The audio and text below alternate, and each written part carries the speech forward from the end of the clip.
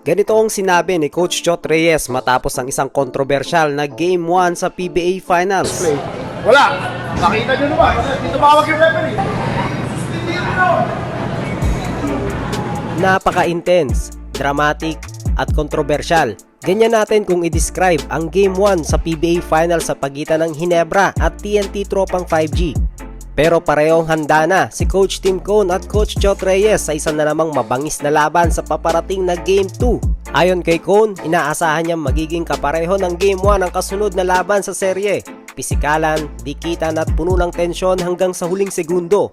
Aminado rin siya na muntik nang mapitawan ng Ginebra ang 18-point lead nila matapos silang mawalan ng depensa at kumpiyansa sa fourth quarter.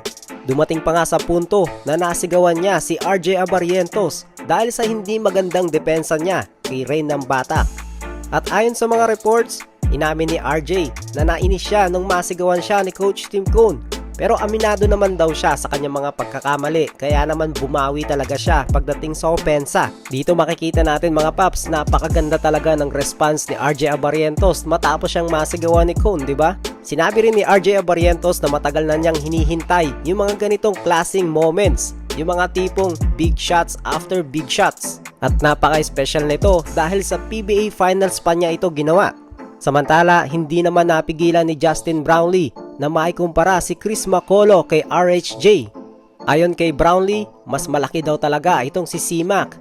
Pero para sa kanya ay mas elite defender pa rin daw si Hollis Jefferson. Pero pagdating sa scoring ability at explosiveness ay wala daw siyang masabi at hands down daw siya kay C-Mac.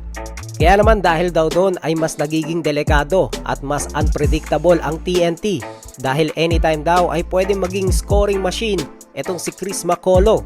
At kahit pinipilit ng TNT na may foul daw sa last play ni Calvin Oftana at Justin Brownlee, kahit naman sa palagay natin at sa palagay ko ay wala naman talaga, ay siguradong gigil na makabawi ang TNT.